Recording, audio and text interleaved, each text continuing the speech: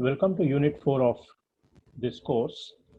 Units 4 and 5 deal with differential calculus and integral calculus. Unit 4 deals with multivariable differential calculus. We have divided the content into 8 modules. The first one on the fundamentals of partial differentiation, followed by total derivative, Jacobians, and related aspects. So let us talk about partial differentiation. Partial differentiation arises when we talk about multivariable functions. For example, when you have a function y is equal to f of x, we call it a univariate function, and that represents a curve in the two-dimensional Cartesian plane. Whereas when we take z as a function of x and y, where x and y are independent, then it represents a surface in the three-dimensional Cartesian space. And when we have u is equal to a function of x, y, and z, then that represents what is called a hypersurface in hyperspace. So we extend the concepts of differentiation of one variable functions to those of several variable functions, but the terminology changes. We talk about what are known as partial derivatives in the case of multivariable functions. So when you take a two-variable function f of xy, then as discussed, z is equal to f of xy should be representing a surface. Now, when we talk about the partial derivative of z with respect to x, we follow the usual limit concept of finding out dou z by dou x as limit f of x plus h comma y minus f of xy divided by h as h tends to 0. So this clearly shows that while we keep the variable y constant, we observe the change of z along the x direction. The same thing applies to dou z by dou y, where x is held constant and we observe the rate of change of z in the y direction. So dou z by dou x and dou z by dou y are called first order partial derivatives of z. We can continue this to the second order level and define four partial derivatives fxx, fyy, fyx, and fxy, which are called the second order partial derivatives of f with respect to x as well as y, depending upon in which order we are taking. For example, fxx, which is dou square f by dou x squared, is to differentiate dou f by dou x again partially with respect to x. That means in both stages of differentiation, y is held constant. For example, when we talk about fyx, which is dou square f by dou y dou x, then we are talking about differentiating dou f by dou x with respect to y. For brevity, some authors use the notation P, Q, R, S, and T to be representing the first order partial derivatives and the second order partial derivatives. For example, P denotes dou z by dou x, Q denotes dou z by dou y, R denotes dou square z by dou x squared, T denotes dou square z by dou y squared, and S is dou square z by dou x dou y. So we just look into a few examples just to know the mechanism of partial differentiation.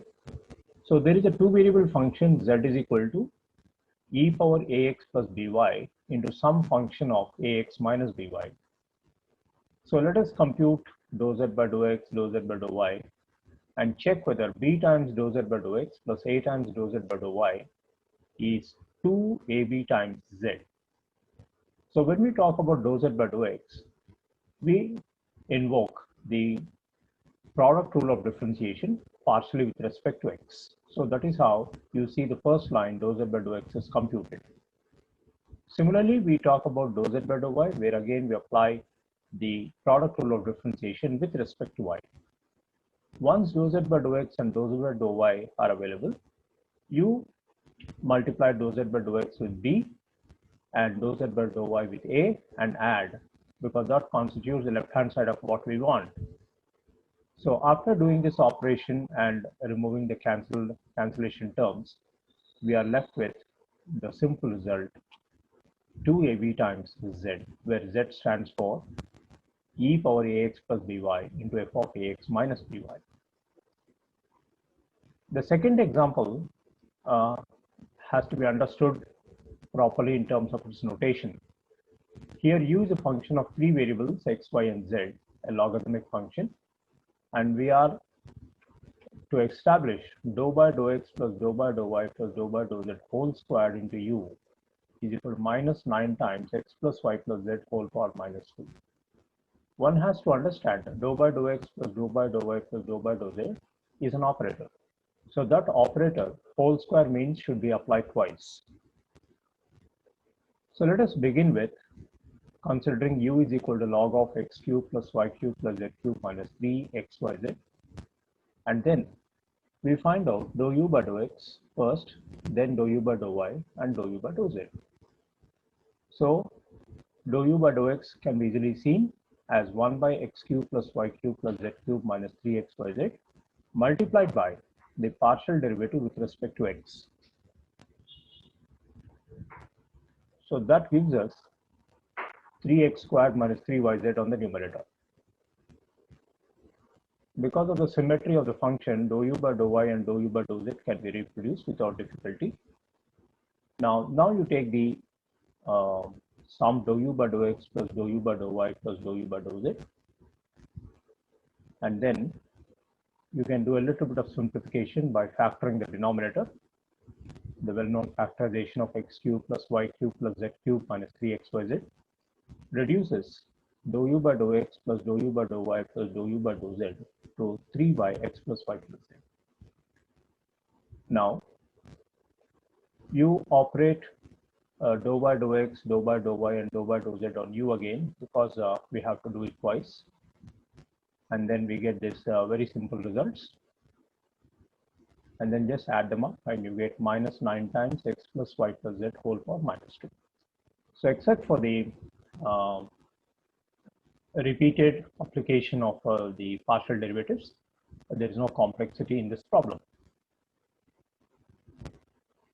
The third example is a little bit tricky because we have to understand the language of the result that is required.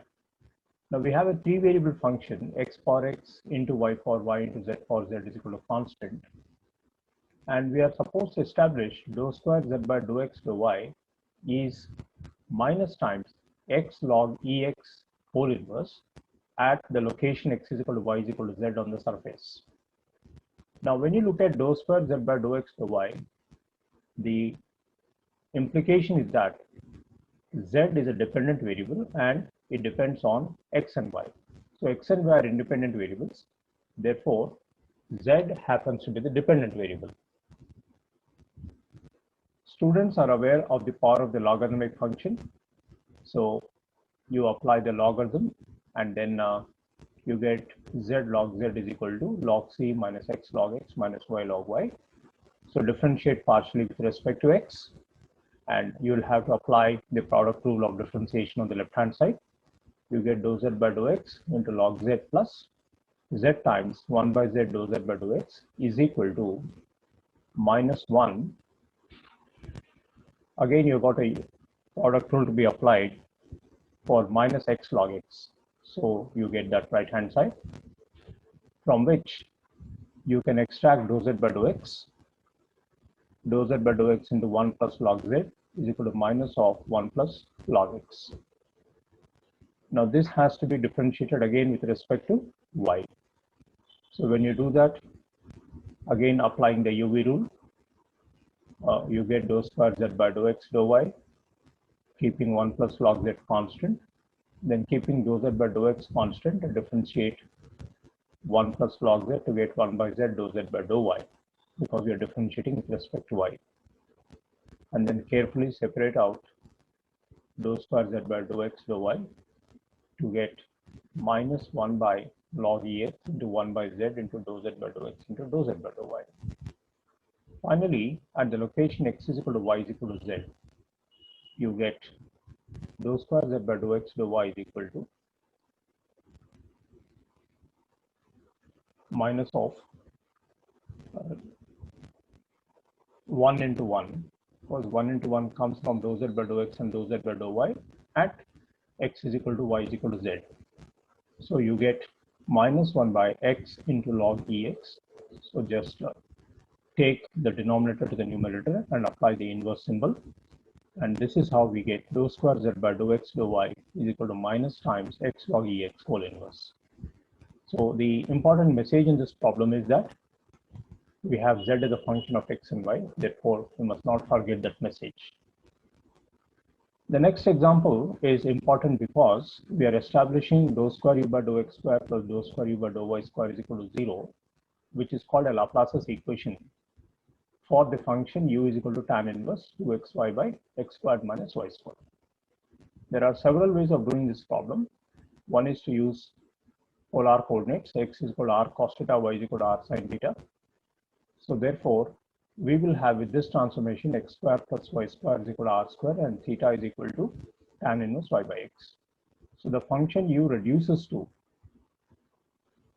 tan inverse 2xy by x square minus y square after substitution reduces to simply 2 theta, because all of us are aware 2 sin theta cos theta is sin 2 theta and cos square theta minus sin square theta is cos 2 theta.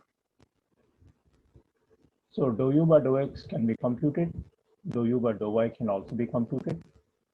Of course, we did not use the polar transformation, we did it directly here. That was only an option which was given to you. And we find out dou square u by dou x square, and then after which dou square u by dou y square. And because they are like terms with opposite sides, they get cancelled, and you get dou square u by dou x square plus dou square u by dou y square is equal to 0. So any function u which satisfies the Laplace's equation is called a harmonic function. Example number 5 is again to establish the Laplace's equation for 3 variables, and the procedure remains the same. So you will have to find out dou u by dou x, then dou u by dou y, dou u by dou z, and then take their next level derivatives, uxx, uyy, and uzz. Of course, it's sufficient to work on uxx, and because of symmetry of the function, uyy and uzz can also be computed. Hence, we get the result uxx plus uyy plus uzz is equal to 0. Therefore, Laplace's equation is satisfied, and hence u is a harmonic function. Example number 6 is to just be convinced that the mixed derivative dou square u by dou x dou y and dou square u by dou y dou x are one and the same. So it is easy to follow this step because it's pretty straightforward. Then the last example also does not pose any difficulty. We have got z as a function of 2 variables x and y. Z is equal to f of x plus ay plus 5 times x minus ay. So you will find out dou square z by dou y squared, then dou square z by dou x squared, and then establish that particular result, which is not that very difficult. So this is only a sort of preliminary exercise to introduce you to partial derivatives of the first order and second order. I hope all of you will get ready for the next level of lectures after listening to the basic lecture.